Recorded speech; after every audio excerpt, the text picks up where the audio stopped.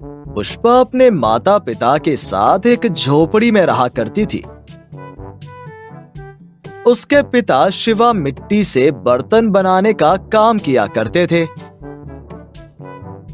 पुष्पा को खाना बनाने का बहुत शौक था। माँ, देखो मैंने आज क्या बनाया है। क्या बनाया है ये? पता नहीं क्या क्या बनाती रहती है। कुछ सब्जियाँ बची हुई थी, उन सबको मिलाकर मैंने सांभर बनाया है और थोड़े से चावल बचे थे, उसकी मैंने इडली बना दी है। एक तो वैसे ही खाने के लाले पड़े हुए हैं और तू नई नई चीजें बनाकर वेस्ट कर दिया कर। माँ, मैंने चीजों का सही यूज किया है, इन्हें खराब होने से बचाया है। तुम बिना बात के पुष्पा को डांटती रहती हो। उसने कोई सामान खराब तो नहीं किया ना? उसने सारी बची हुई चीजों को दोबारा उपयोग में लिया है। हमारी बेटी बहुत गुणवती है। तुम्हें तो इसमें कोई कमी नजर नहीं आती है।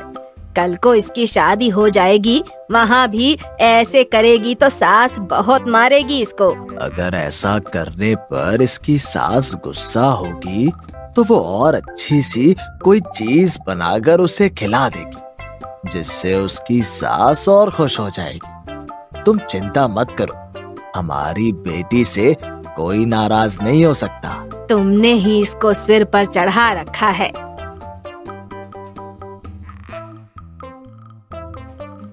पुष्पा इसी तरह से नई नई चीजें बनाया करती थी, जिससे उसके पापा बहुत खुश होते थे। एक दिन की बात है, शिवा बर्तनों को भट्टी में पका रहा था कि उसका हाथ बुरी तरह से जल जाता है, जिसे देखकर शिवानी और पुष्पा दुखी होते हैं। शिवानी, मैंने सोचा था कुछ पैसे बचे हैं, उससे अपनी बेटी का ब्याह कर दूंगा, पर अब तो मेरा हाथ जल गया। न जाने कब तक काम नहीं चलेगा। इस बीच घर का खर्चा कैसे चलेगा? आप चिंता क्यों करते हो? सब ठीक हो जाएगा। पापा, आप फिक्र मत करो। जब तक आप ठीक नहीं हो जाते, तब तक मैं आपका सहारा बनूंगी। सभी शिवा के हाथ जलने पर बहुत दुखी होते हैं। एक दिन पुष्पा राजू के जन्मदिन की पार्टी में जाती है और वो उसको वहाँ पिज्जा खिलाता है। ये क्या है राजू? बड़ा ही स्वादिष्ट है। इसको पिज्जा कहते हैं पुष्पा। ये आजकल बहुत लोकप्रिय है। हर किसी का मन करता है इसको खाने का, पर ये बहुत महंगा मिलता है। इस वजह से तुमने खाया नहीं होगा। मेरे पापा आए दिन स्कूल लेकर आते हैं। हमें तो दाल रोटी ही मिल जाए वही बहुत है। हमने तो कभी ये पिज्जा देखा ही नहीं। इसलिए तो मैंने तुम्हें अपनी पार्टी में बुलाया है कि तुम्हें अमीरों का खाना खिला सकूं। पुष्पा एक बार यूं ही बैठकर पिज्जा के बारे में सोच रही थी और उसे बनाने की ठान लेती है। जब पिज्जा बनकर तैयार हो जाता है तो वो अपने पिता को भी वो पिज्जा टेस्ट कराती है। पापा, देखो मैंने आज क्या बनाया है। देखने में तो बहुत अच्छा लग रहा है। क्या बनाया है मेरी बेटी ने? बनाया क्या होगा, फिर से कुछ खराब कर दिया होगा। अरे खाकर तो देखो। दोनों पिज्जा खाकर देखते हैं तो उनको बहुत ही अच्छा लगता है। दोनों तारीफ किए बिना नहीं रह पाते।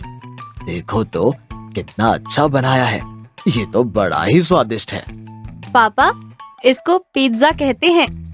अब ये पिज्जा कहाँ से सीख आई तू? माँ, कल जब मैं राजू की बर्थडे पार्टी में गई थी, वहाँ खाया था। अच्छा लगा तो बनाने का सोचा। अब मैं इसे बाजार में बेचूंगी और आपका हाथ बटाऊंगी। जुग जुग जियो मेरी बच्ची, अब तू ही हमारा सहारा है। अब पुष्पा घर में रखे कुल्हड़ में पिज्जा बनाकर बेचने लगती है। जो भी उसके कुल्हड़ वाले पिज्जा को खाता था, तारीफ किए बिना नहीं रहता था। एक दिन की बात है, मेरे द्वारा बनाया गया पिज्जा कितना बिकने लगा है। अब तो मैं पापा की मदद भी कर सकती हूँ और उनका हाथ भी ठीक कर सकती हूँ। इतने में राजू वहाँ आ जाता है और उससे पूछता है, क्या बात है पुष्पा, तुम कई दिनों से पढ़ने नहीं आई? मेरे पापा का हाथ जल गया था, जिसकी वजह से मुझे पढ़ाई छोड़कर घर संभालना था। अब मैं पापा का हाथ बटाती हूँ। और क्या बेच रही हो तुम? मैंने अपना पिज्जा बनाने का काम शुरू किया है। लो, तुम भी खाओ। हाँ हाँ, क्यों नहीं, मुझे तो पिज्जा बहुत पसंद है। राजू पिज्जा खाता है और उसकी तारीफ किए बिना नहीं रह पाता और कहता है, पुष्पा, क्या तुम एक पिज्जा मेरे पापा के लिए पैक कर सकती हो? मैं उन्हें खिलाऊंगा। हाँ हाँ, क्यों नहीं, ये लो। राजू अपने पापा को पिज्जा खिलाता है। उन्हें वो पिज्जा इतना अच्छा लगता है कि वो अपने होटल में पुष्पा को नौकरी दे देते हैं। पापा, देखो, मुझे एक होटल में नौकरी मिल गई है। अब मैं आपका हाथ सही करा सकूंगी और अपना खुद का होटल भी खोल लूंगी। और अपना खुद का घर भी खरीद लेती है। देखा शिवानी, मैं ना कहता था कि मेरी बेटी बहुत होनहार है, वो हमारा नाम रोशन करेगी। आज देखो, वो अपने हुनर से कितनी प्रसिद्ध हो गई है। हाँ हाँ, आज हर कोई इसे हमारे नाम से नहीं बल्कि हमें इसके नाम से जानता है। इसने सही समय पर सब कुछ संभाल लिया। अब तीनों इसी तरह से खुशी खुशी रहने लगे। पुष्पा अपने कुल्हड़ वाले पिज्जा से इतनी प्रसिद्ध हो जाती है कि अब वो अपना खुद का व्यापार शुरू करती है और शिवा उसके लिए कुल्हड़ बनाता था। वो कुछ पिज्जा गरीबों को भी दान करती थी, जिससे उसे बहुत खुशी मिलती थी।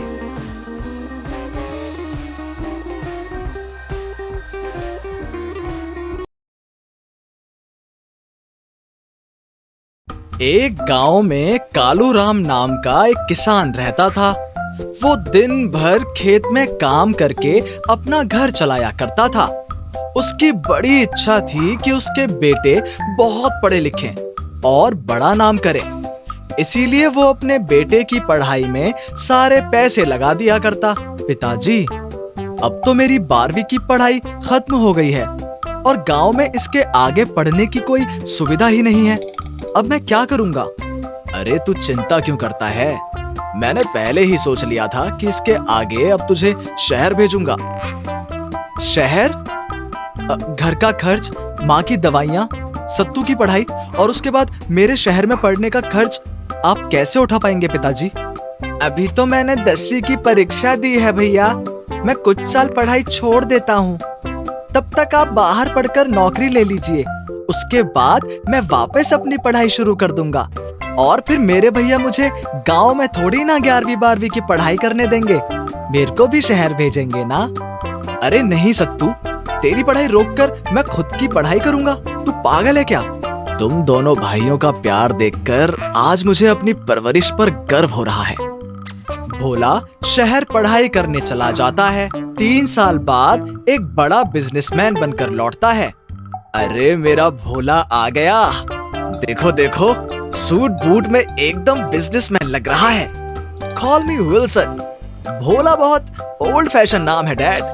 अरे पहले तो तुझे ये नाम बहुत पसंद था, अब क्या हो गया? पहले मैं गांव में रहता था, अब मैं शहर जाकर आया हूँ और वहाँ पर ये भोला, सत्तू ये सब नहीं चलते डैड।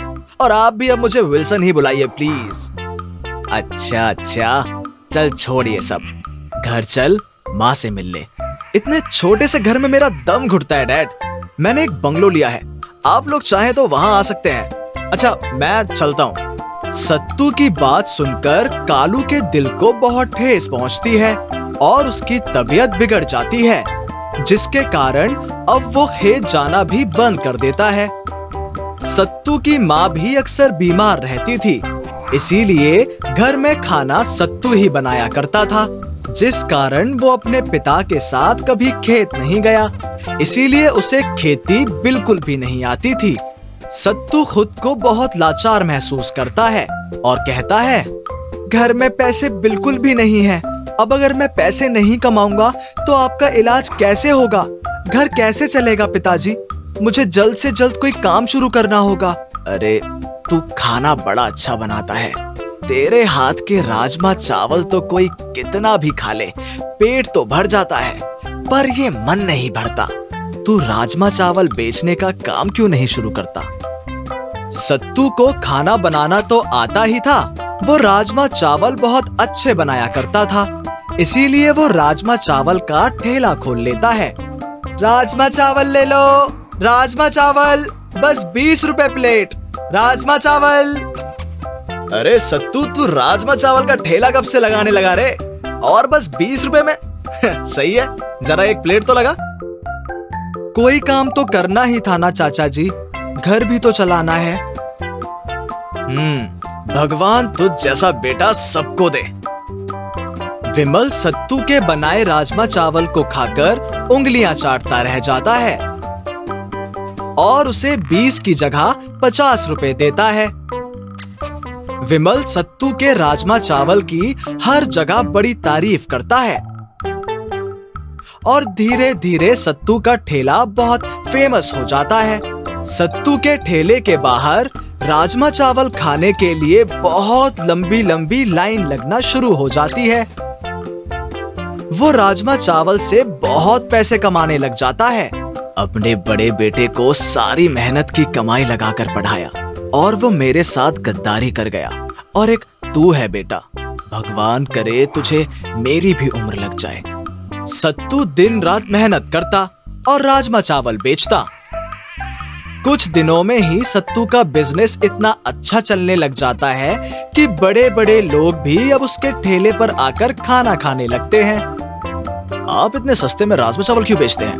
जिस हिसाब से आपके खाने का स्वाद है, कम से कम 100 रुपए प्लेट बेचनी चाहिए आपको। ये काम तो मैं बस अपना घर चलाने के लिए कर रहा हूँ, तो इससे जितना भी फायदा होता है वो सब मेरे घर चला जाता है। मैं बस उतना ही दम रखता हूँ, ऊपरी कमाई मुझे नहीं चाहिए। सत्तू इतने कम दाम में राजमा चावल बेचता था कि गरीब या अमीर कोई भी उसके पास से आराम से राजमा चावल खाने आ सकता था। एक दिन भोला कार में अपने एक क्लाइंट के साथ उसके ठेले के सामने से गुजर रहा था। ओह विल्सन वेट, ये राजमा चावल बहुत फेमस है। चलो आज मीटिंग के लिए रेस्टोरेंट जाकर हम इसके पास ही खाते हैं और यही थोड़ी बहुत बातें कर लेंगे। भोला गाड़ी से उतरकर देखता है कि फेमस राजमा चावल वाला कोई और नहीं बल्कि उसका भाई सत्तू ही है। भोला सत्तू से नजरें नहीं मिलाता और अपने और जॉन के लिए राजमा चावल की प्लेट ले लेता है। इतना अच्छा राजमा चावल तो मैंने कभी नहीं खाया, अब मैं रोज यही आऊंगा। विल्सन, अब जब भी कोई मीटिंग होगी तुम मेरे साथ यहीं आओगे।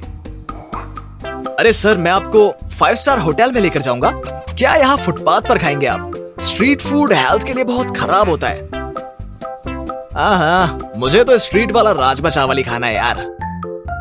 ओके सर, जैसी आपकी मर्जी। क्लाइंट को खुश रखना तो हमारा काम है। जॉन की फरमाइश सुनकर भोला बड़ा परेशान हो जाता है। खाना खाने के बाद दोनों वहां से चले जाते हैं। अगले दिन भोला सुबह सुबह सत्तू के ठेले पर जाकर उसको कहता है, तू यहाँ पर ठेला लगाना बंद कर दे। मैं नहीं चाहता कि मेरे क्लाइंट को पता चले कि तू मेरा भाई है और मेरी इंसल्ट हो। इस ठेले से ही तो मैं हमारा घर चला रहा हूँ भैया। तुम तो हमें देखने भी नहीं आते, तो फिर क्यों हटाऊं मैं ये ठेला? तुम्हें पता भी है कि पिताजी की हालत कितनी खराब हो गई है। देख, वो सब मैं बिल्कुल नहीं जानता। मैं नहीं चाहता कि लोगों को पता चले कि मेरे परिवार वाले ऐसे भूखे नंगे हैं। जब आपको हमसे रिश्ता ही नहीं रखना तो हम लोग कुछ भी काम करें, उससे आपको क्या मतलब? भोला और सत्तू के बीच बहस चल रही होती है कि तभी वहां पर जॉन आ जाता है और सारी बातें सुन लेता है। अगर मैं यहाँ अचानक नहीं आता तो मुझे तो पता ही नहीं चलता कि ये ठेले वाला तुम्हारा भाई है। अरे नहीं सर, आप गलत समझ रहे हैं। अगर ये ठेला तुम्हारे भाई का है तो इसमें बुराई क्या है?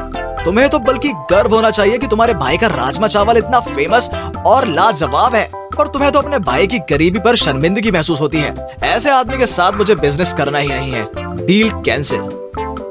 लिसन टू मी सर, अगर आप डील कैंसिल कर देंगे तो मैं रोड पर आ जाऊंगा। मेरा सारा पैसा इसी डील में लगा हुआ है। जो आदमी अपने परिवार के साथ अच्छे रिलेशन नहीं रख सकता, वो कल को मुझे बिजनेस में भी चीट कर सकता है। नहीं सर, भैया की डील कैंसिल मत कीजिए।